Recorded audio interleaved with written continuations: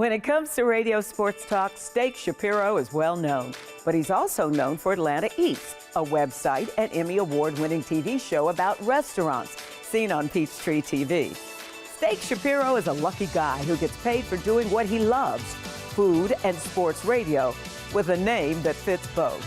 Welcome to Atlanta Eats Fall Football Dining Guide, because we all know the best time of year to be in Atlanta is the fall. His mother named him Stephen, but few know his real name. How he became Steak is a story. It should be so much sexier, so my dream was always to work in the radio, and I was an intern just getting out of college, went to school at Tulane in New Orleans, went back to Boston, and my idol was a guy named Eddie Andelman, and I was working as an intern, and he had just been to a steakhouse in Minnesota called Manny's. Famous steakhouse, kind of like Bones in Atlanta or Chops, something like that. And the specialty of the house was a Steak Shapiro instead of calling it a New York steak. So their vision was everybody in New York has a Jewish name, Goldberg, Cohen, Shapiro, right? So instead of calling it a New York strip, they called it a Steak Shapiro, right? So when you're the young kid at the office, they just start calling me Steak Shapiro, right? And I was like, okay, that's cool. He did a show about it. Like, you'll never believe what they came up with for the name of the steak. So, I'm working in that office, and then I finally get some on-air gigs, small ones, and I get the chance to move to Atlanta. And it was either go on the air with Steven, right? Or Steve Shapiro. And my mom and dad were like, don't ever call him Steve. That's not his name, right? Or Steak. And little did I know that it would evolve into a great hybrid of sports and food, right? But at the time, it just sounded like a good sports talk radio name. So I hung on to it. I have a degree in eating. Who's got a better job than me? That's only the best pizza on the planet. But way before that, Stephen was a high school athlete. Can't be football season without talking college football. Yeah, I was playing lacrosse, played basketball, a lot of sports. Got my break in broadcasting because I broke my hand my senior year of high school. So that's back when they were doing these classic old cable broadcasts. Cable was just starting. New. I had this obnoxious, I wish we had I'm trying to find the videotape, this obnoxious, hardcore Boston accent. So I was on the side of the court doing play-by-play and color because I couldn't play. So they figured they'd use a player there. So that was my first opportunity to start doing sports as when I was in high school. And it kind of lessened the disappointment of missing my senior year of playing sports. So how did you end up at Tulane? Tulane in New Orleans. Yeah. So big Northeast school. A lot of folks a lot of Jewish families in the Northeast, Long Island, Boston, around New York, DC. There were two schools that were very prominent for our demographic. One was Tulane in New Orleans, and the other was Emory here in Atlanta. So I don't think I got into Emory, right? And I tried to get into Syracuse, the Newhouse Communication School. That's where all the sportscasters try to go. And I'm not sure I got in there. And New Orleans sounded like it'd be a hell of a lot of fun. And just the energy and the vibe of it.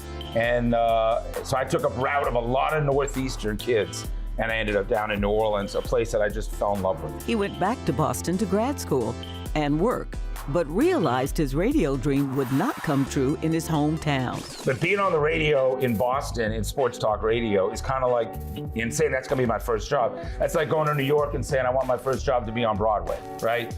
Because those jobs were few and far between. That whole city is built on the culture of sports.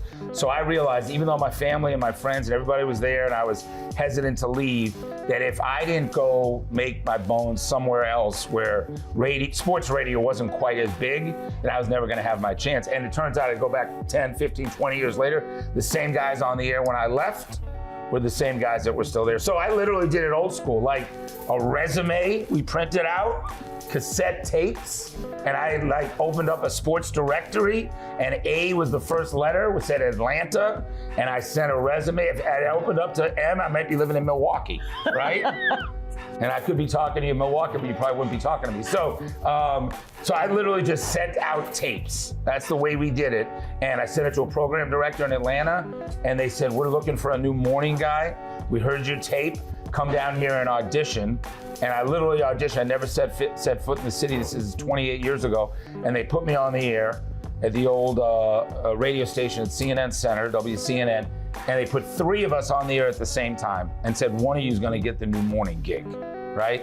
So, I had a Boston mentality that I was like, this is my shot, right? And these were two nice Southern Atlanta kids who were trying to break into business.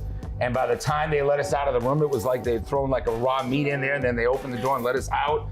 And by the time I got out, I had the job. And I moved down here, sight unseen, and I haven't left since. So. And that's the interesting thing. You haven't left, No. and you've had opportunities to go to bigger markets. Why did you stay here? Well, one thing was I got fired within my first year here. So that was a great lesson that if you stay in radio, you're going to get fired a lot of times. And I've still had that happen, stay here. But separate to that, I just realized that the radio business traditionally was going to be one where I'm moving all the time. And I didn't know if I wanted to do that to my family. All I wanted to do was be on the radio and then, television, talk about sports. But as life happens, whatever, plan you make, God laughs at you. And in this case, he laughed in a great way, because next thing you know, in order to stay here, I had to become a business owner.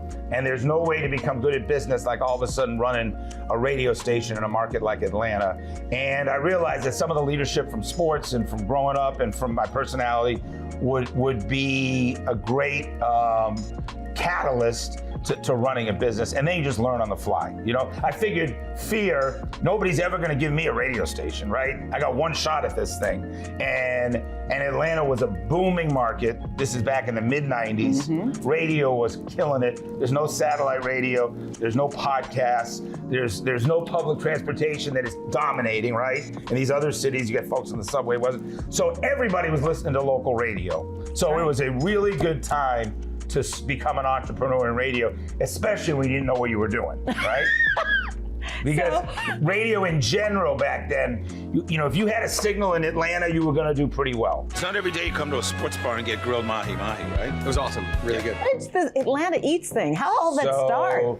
Well, we sold our radio company, and I was an on-air personality again. I was always an on-air personality, but now I had a big block of time that I used to be running a business, and I had done some research. Food was a huge passion. Grew up, all my great memories of my life were around food and my family and my buddies and travel. Like now what everybody does with food, I was like that 25 years ago. Every trip we planned around restaurants, every meal was a chance for greatness. So I was obsessed with food and sports. Like my kids say, you don't have a real job, you just go around eating food and talking about sports, right? Which is kind of true if you can figure out a way. But Atlanta's the #1 city in America for dining out, meaning less dollars are spent eating at home than anywhere else. This town is out all the time. From Alpharetta to Decatur to Stone Mountain to Buckhead, like restaurants dominate. So I knew that Atlanta was obsessed with food. It indexed as the #1 topic in the city, social media and media in general, food. And I said, listen, somebody's got to own that. Might as well be a guy named Steak. If anyone knows good food in Atlanta, it's Steak Shapiro. But coming up next, he tells me why he won't call out a bad restaurant. You will close and you won't make it. You don't need me to tell you. Plus, we get a look at what life at home with Steak is like.